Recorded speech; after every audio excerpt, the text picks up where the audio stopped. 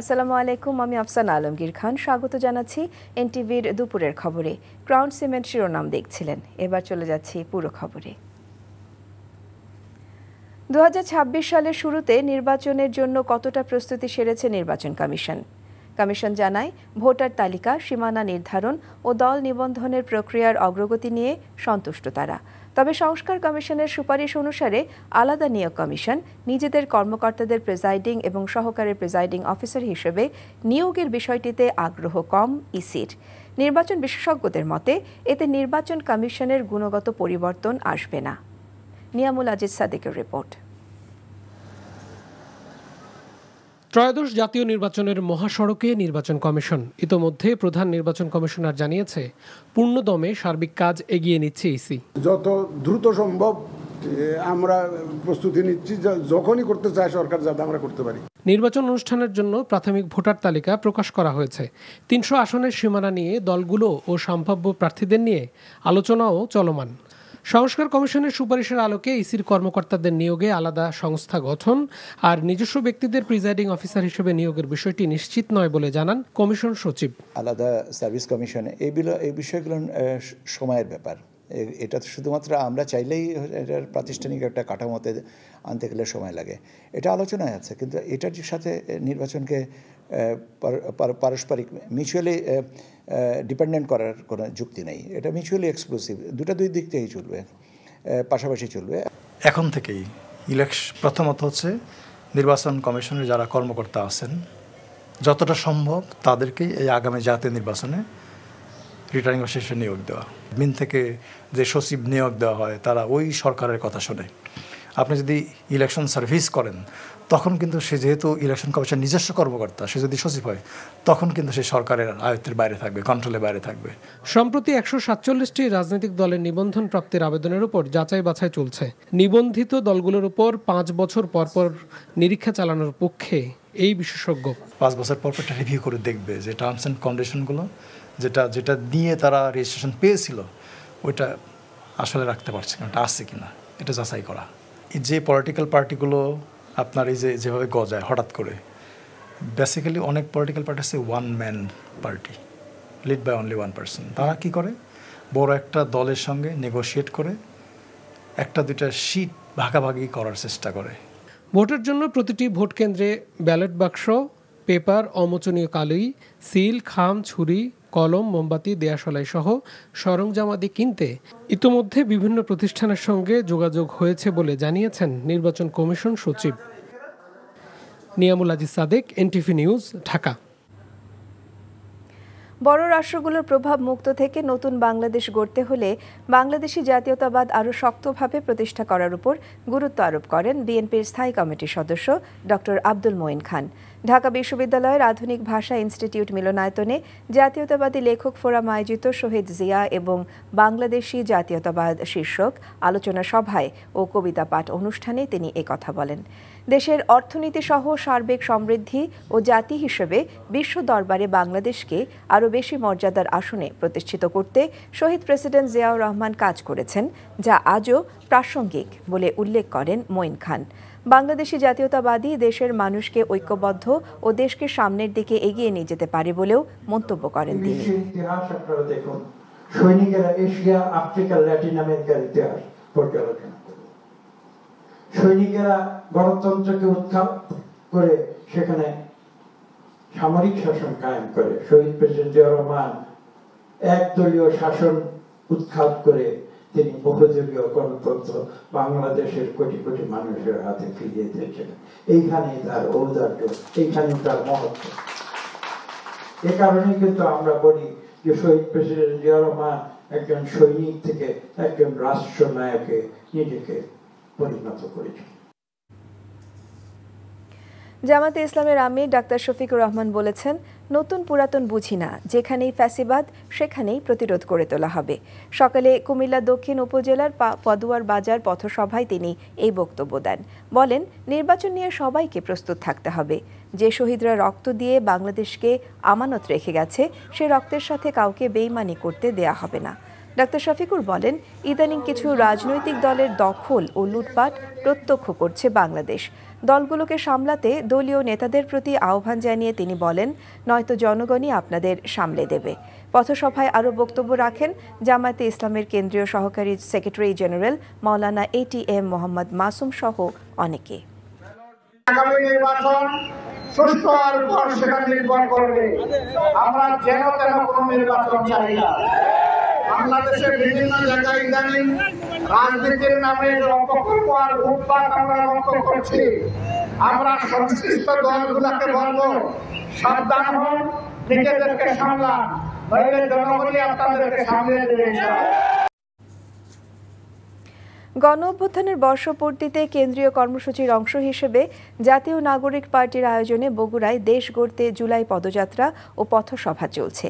বেলা 12টায় শহরের কলোনি হতে এ পদযাত্রা শুরু হয়ে সাতমাথায় এসে শেষ হয়। পরে সাতমাথাস্থ মুক্ত মঞ্চে জেলা শাখার যুগ্ম সমন্বয়কারী আব্দুল্লাহিদ তাকির সভাপতিত্বে এক পথসভা অনুষ্ঠিত হয়। এ সময় উপস্থিত ছিলেন জাতীয় নাগরিক পার্টি NCPর কেন্দ্রীয় আহ্বায়ক নাহিদ ইসলাম, সিনিয়র যুগ্ম আহ্বায়ক সামান্তা শারমিন, সদস্য সচিব আক্তার হোসাইন, মুখ্য সংগঠক উত্তরাঞ্চল সার্জিস আলম সহ কেন্দ্রীয় নেতৃবৃন্দ।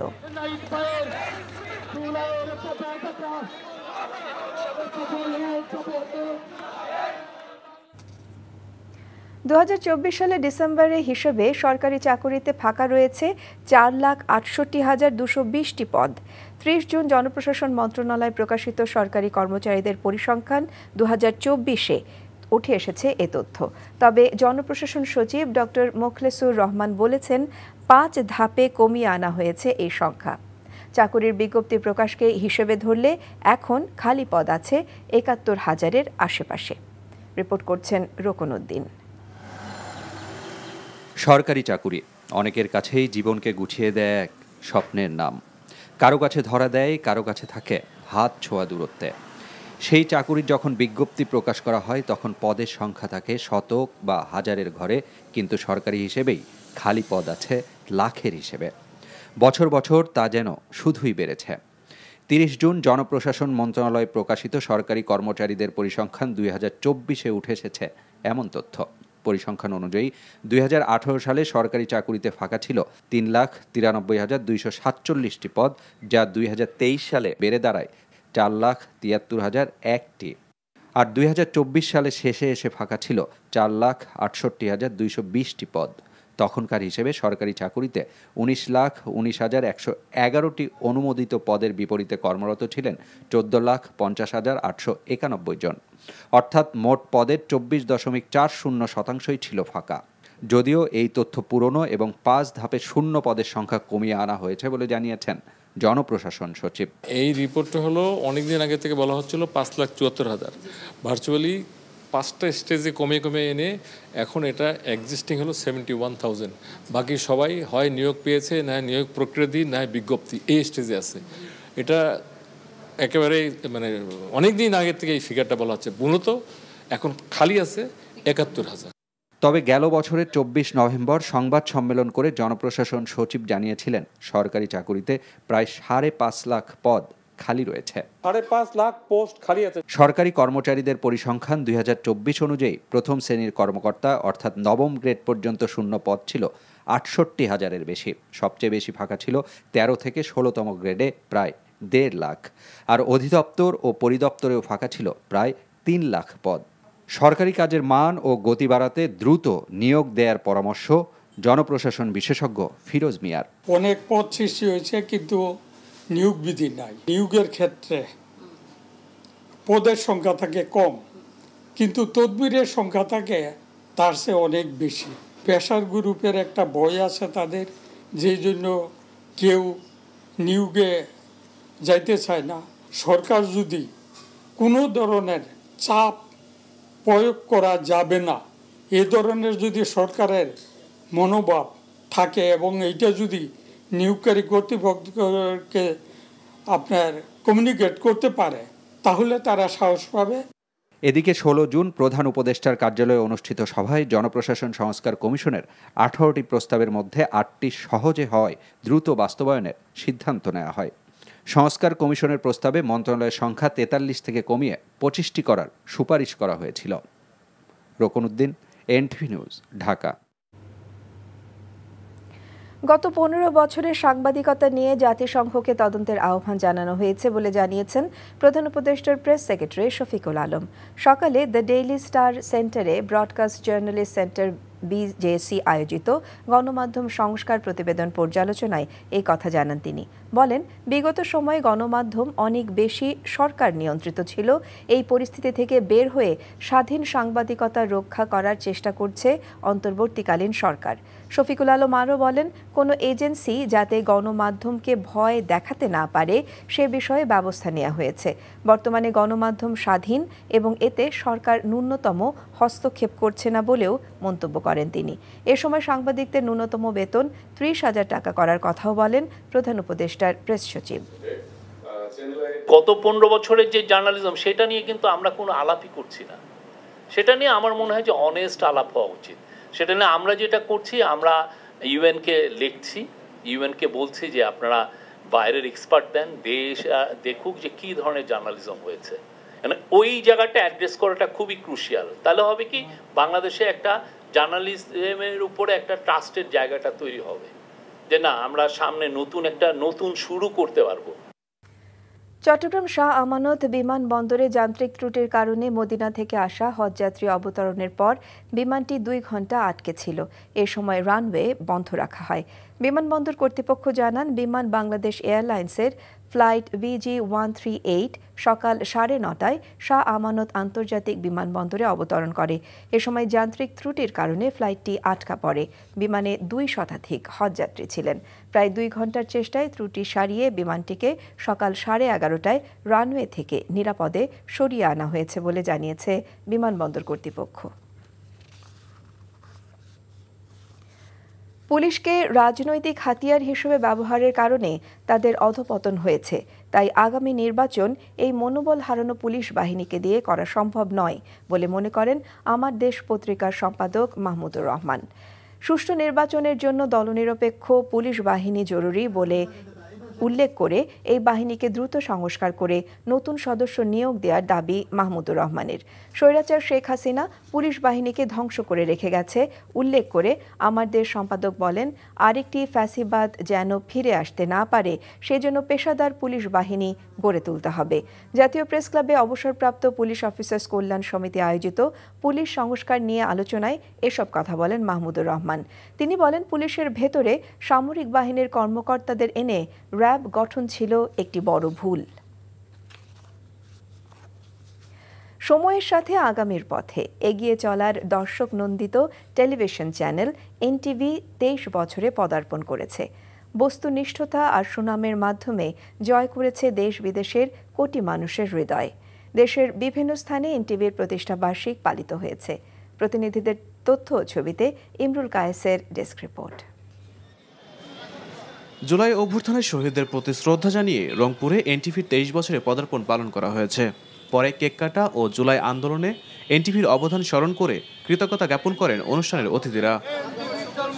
বাংলাদেশের সংবাদ মাধ্যমে এনটিভি যে অগ্রযাত্রা, সেটা আগামী দিনে আরও মানুষের কণ্ঠস্বর হয়ে থাকুক। আগামী দিনগুলোতে এনটিভি তার অগ্রযাত্রা অব্যাহত রাখবে এবং আমাদের সমাজ গঠনে তার যে পেশাদারিত্ব সেটি সমুন্নত রাখবেন। এনটিভির ২৩তম প্রতিষ্ঠাবার্ষিকীতে ফরিদপুর অঞ্চলে চিকিৎসা সেবায় অসামান্য অবদান রাখা প্রবীণ চিকিৎসক এমিরেটাস প্রফেসর ডক্টর ইউনুস আলীকে সংবর্ধনা প্রদান করা হয়েছে। এ সময় অতিরিক্ত জেলা প্রশাসক রামানন্দ পাল, অতিরিক্ত পুলিশ সুপার মোহাম্মদ শামসুল আজম সহ অনেকে উপস্থিত ছিলেন। ২২ বছর পূর্তি তথা ২৩ বছরের যে অগ্রযাত্রায় তারা সামিল হলো, তার জন্য আমরা এনটিভিতে অসংখ্য অভিনন্দন জানাই। চাঁদপুরে কেক কাটা ও আলোচনা সভার মধ্য দিয়ে এনটিভির ২৩ বছরে পদার্পণ উদযাপন করা হয়েছে। এ সময় জেলা প্রশাসক মোহাম্মদ মহসিন উদ্দিন, নৌপুলিশ সুপার সৈয়দ মুশফিকুর রহমান, প্রেস ক্লাবের সভাপতি রহিম বাদশাহ উপস্থিত ছিলেন। জনপ্রিয় টেলিভিশন চ্যানেল এনটিভির প্রতিষ্ঠাবার্ষিকী উপলক্ষে চাঁপাইনবাবগঞ্জে আলোচনা সভা, কেক কাটা ও বৃক্ষরোপণ করা হয়েছে। পবিত্র কোরআন খতমের মধ্য দিয়ে ব্রাহ্মণবাড়িয়ায় এনটিভির প্রতিষ্ঠাবার্ষিকী পালন করা হয়েছে। দিনটি ঘিরে জেলা প্রেস ক্লাব প্রাঙ্গণে আলোচনা সভায় বক্তারা বলেন, এনটিভি বহু ঝড়ঝঞ্ঝার মধ্য দিয়ে বিকশিত হয়ে আরও সমৃদ্ধ হয়ে উঠেছে। কেক কাটা ও আলোচনা সভা করে বান্দরবানে এনটিভির বর্ষপূর্তি উদযাপন করা হয়েছে। এ সময় জেলা বিএনপির সদস্য সচিব মোহাম্মদ জাবেদ রেজা, যুগ্ম আহ্বায়ক জসিমউদ্দিন তুষার সহ অনেকে উপস্থিত ছিলেন। ঝড় বৃষ্টি উপেক্ষা করে কেক কেটে ও আলোচনা সভার মধ্য দিয়ে এনটিভির 23 বছরের পদার্পণ অনুষ্ঠান পালিত হয়েছে ভোলায়। এ সময় জেলা বিএনপির আহ্বায়ক গোলাম নবী আলমগীর সহ অনেকে উপস্থিত ছিলেন। ভৈরবে এতিম শিশুদের নিয়ে কেক কেটে এনটিভির 23তম প্রতিষ্ঠাবার্ষিকী উদযাপন করা হয়েছে। এতিমখানায় গণমাধ্যমের প্রতিষ্ঠাবার্ষিক পালনকে ব্যতিক্রম এবং মহৎ উদ্যোগ হিসেবে উল্লেখ করে এনটিভি কর্তৃপক্ষের ভূয়সী প্রশংসা করেন তারা। Imrul Kayes, NTV news desk. এই ছিল দুপুরের খবরে। 5টায় দেশের খবর দেখার আমন্ত্রণ রইল। ধন্যবাদ সবাইকে।